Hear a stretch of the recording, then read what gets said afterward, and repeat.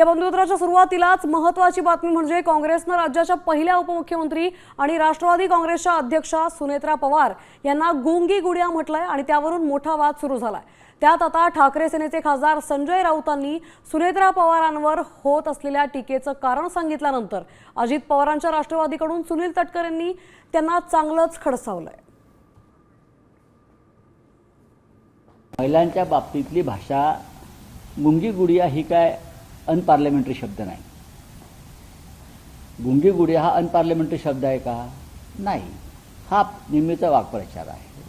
अर्थात त्यातून आता सुनेत्रा वहिनींनी काही गोष्टींचा अनुभव घेतला पाहिजे, शिकला पाहिजे। हा सुनेत्रा पवार हा व्यक्ती म्हणून नसून राज्याच्या उपमुख्यमंत्री म्हणून आहे। लक्षात घ्या, त्यांना बारामतीत त्यांच्या घरी जाऊन कोणी प्रश्न विचारलेला नाहीये।